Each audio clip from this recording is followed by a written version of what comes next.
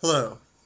The purpose of this address is to inform all of you who are watching this, the general public at large, of the dire circumstances we have been witnessing around the world in recent days, specifically in the last week.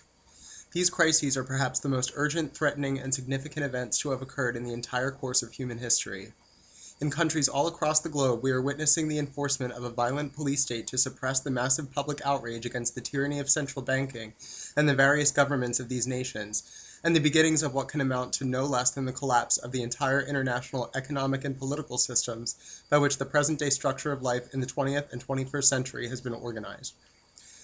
Today, economists at Phoenix Capital Research had this to say in their newsletter. The great collapse is here.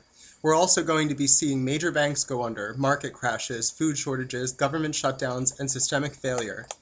Before this mess ends, the financial system as a whole will have collapsed.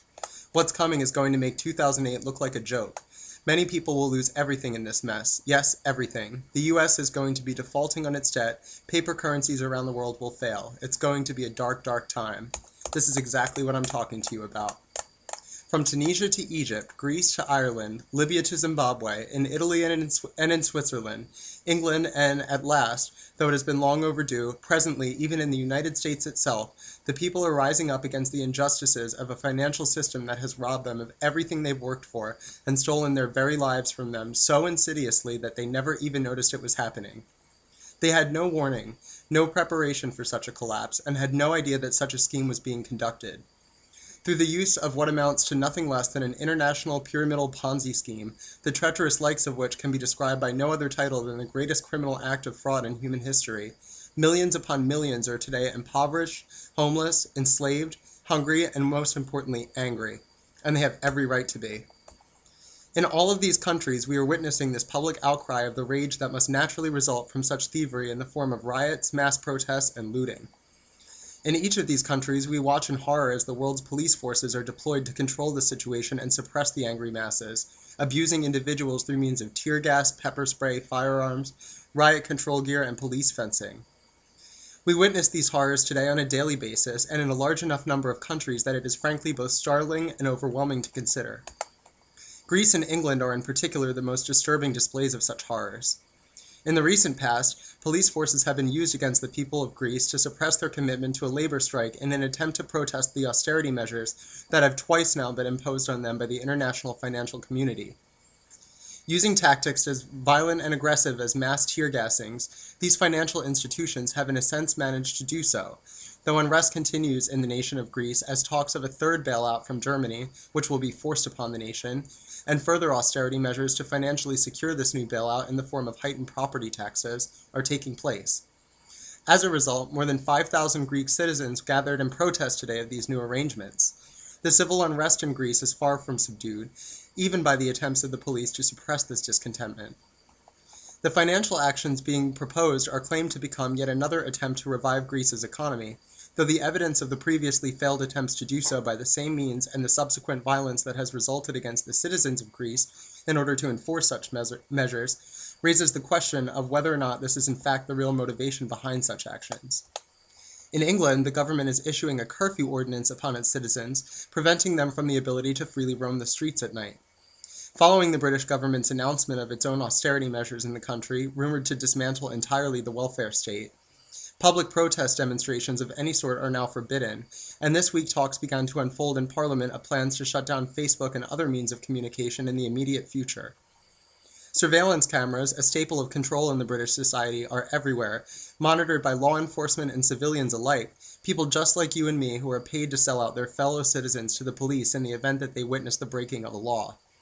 The more people they turn in, the more money they make, and in tough times such as this, the temptation to do so is indeed great. England is today the manifestation of a textbook Orwellian police state fueled by constant surveillance and the destruction of the right to free speech, and even more terrifying is serving as the model for this disturbing trend towards such a technological dystopia in the developed nations of the world. But what exactly are austerity measures? Named the word of the year in 2010 by Merriam-Webster, a sad sign of what is unfolding around the world, austerity measures are defined as an economic policy of deficit cutting, lowering government spending, and a reduction in the amounts of services provided to the public. The practice is often used by governments to reduce the increase in debts to banks from which a government has accepted loans, and the subsequent increase in taxes on the people are used in the hopes of paying off such tremendous debts to the banks. The typical effects of austerity measures include the cutting of development programs, welfare systems, and other social spending, while the taxes, transportation, and port fees, and general prices on public services are dramatically increased. Often, the retirement age of the nation is extended, perhaps beyond even the age at which many people will sadly become deceased.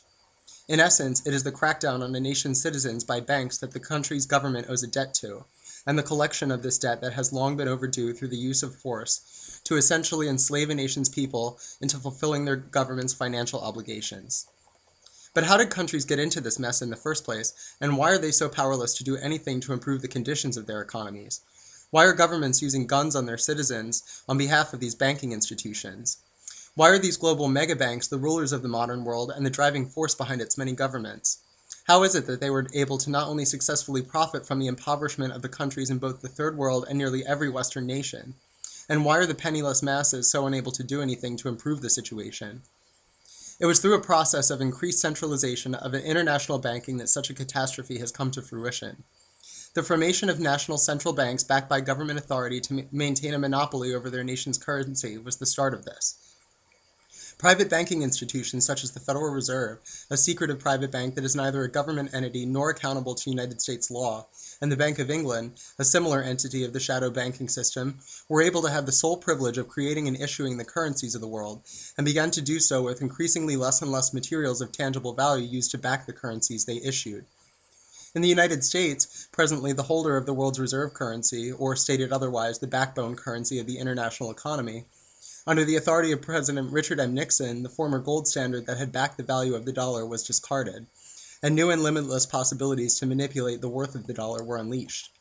By removing the necessity and obligation of the Federal Reserve to issue a currency, this currency being, of course, the dollar bill or Federal Reserve note, which until then could still be exchanged for the tangible gold that it was once promised as a guarantee of its value, the Federal Reserve has been able to literally print money out of thin air as it sees fit. This results in inflation, the increase of the price of goods, while the value of these goods remains consistent, as the printing of more dollars means that more dollars are needed to buy something, and market instability, as the value of the dollar could fluctuate.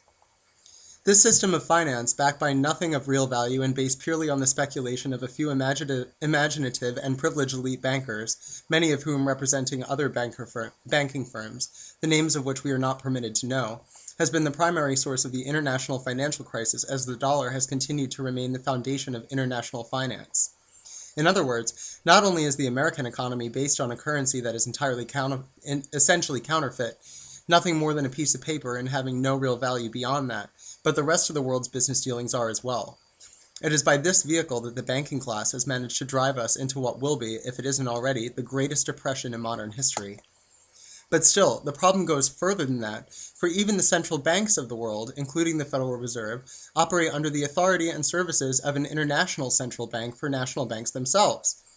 Named the Bank for International Settlements and founded in Basel, Switzerland in the year 1930, this bank takes deposits from various central banks of the world, in exchange providing a wide range of services for its member banks, many of which could go so far as to be labeled outwardly fraudulent in nature.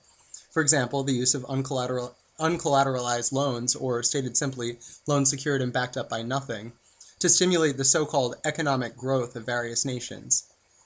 The Bank for International Settlements was responsible as the trustee and fiscal agent, meaning money supplier, for the European Currency Unit Clearing and Settlement System, which served to create the euro, the creation of which has been the source of all of the misery we are witnessing in European countries even today. The Federal Reserve itself is an active participant in the Bank for International Settlements, and the Federal Reserve's chairman of the Board of Governors has served on the bank's board of directors since 1994. This involvement is neither related to American foreign policy nor in accordance with its laws, and when informed of the Federal Reserve's role as such a powerful foreign influence, these activities can be easily described by the average American as treasonous. But what's most important to consider is the impact of these banking institutions, which are neither subject to audit by any nation's tax codes, but furthermore are not even required to state who benefits from their transactions or who exactly holds shares in these banks. The public has no conclusive idea who these institutions even work for. But there's more to this developing story. Through the Intergovernmental Authority of the International Monetary Fund, a global financial coalition of various central banks that is a division of the United Nations, though conveniently for the fund it possesses its own charter and so can do as it pleases, these banks are able to team up with policymakers of world governments and enact their investment strategies as laws in the countries that operate within IMF guidelines. Every major economic nation is a member country of the IMF, as is virtually every other world nation, be they westernized or third world. Its system of organization centers directly around its board of governors, 16 policymakers comprised of the top 8 economic powers, referred to in shorthand as the G8. From each of these nations, the Secretary of Treasury and the head of the nation's central bank represent the country on the IMF's board of governors. Since the United States is presently the holder of the world's reserve currency, the dollar, its representatives have the most say. But what are the names of these two men? Timothy Geithner, the United States Secretary of Treasury, and Ben Bernanke, Chairman of the Federal Reserve. We see again the tremendous connections of power, not to mention conflicts of interest, that the Federal Reserve possesses, and more specifically Ben Bernanke, and we can begin to understand how the financial crisis came about. Using the process of central banking to dilute the currencies of the world, thus making them worthless and easily manipulated, these international criminals in tremendous positions of power have had the ability to create and master the entire structure of international economics.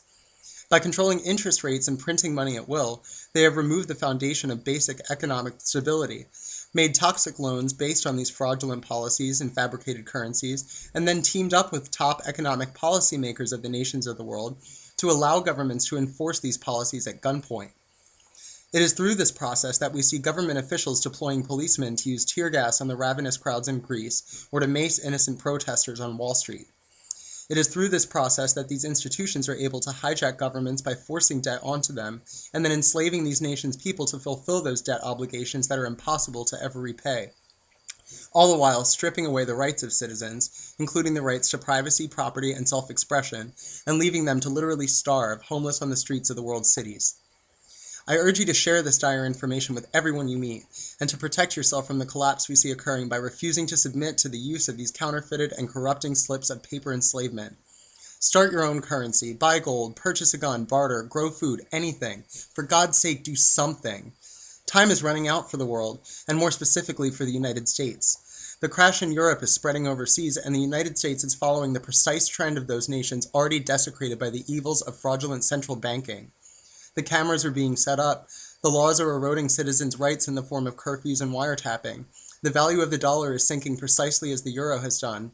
Police are beginning to silence any and all resistance efforts, and the president now has the authority through recent executive orders to literally pull the kill switch on transportation, communication, manufacturing, distribution, all government bureaus, and commerce in the event of a disaster, whether such a disaster is natural, war-related, or even economic in nature. These executive orders even grant the president the sole authority to then direct the citizens of the United States to follow whatever procedures he deems necessary, including, and I'm not trying to scare you or be overly radical here, it's just the unpleasant reality of a worst-case scenario, the forced relocation of the people to FEMA camps or anywhere else he so pleases. I'm not kidding, people. You can look it up for yourself. If the dollar collapses, we could lose all freedom in this country, and it could literally happen tomorrow. We've seen it all around the world, and we're seeing it now. It's just a matter of whether or not the people of this land are willing to take an honest and informed look at what's happening around the world today and how the present crisis developed, analyze the obvious trends of world events, connect the dots, and take charge of their lives so they can begin taking the measures that are necessary to protect themselves from the collapse. I wish you all the best of luck. You're going to need it. But if you do the best you can now, there may be a light at the end of this tunnel, the end of an era of tyranny delivered to us by the secretly working hands of central banks and those they serve, and thus lead the dawn of a sound economy once again based on sound money. Peace, love, and liberty. Every one of you is in my thoughts. Thank you.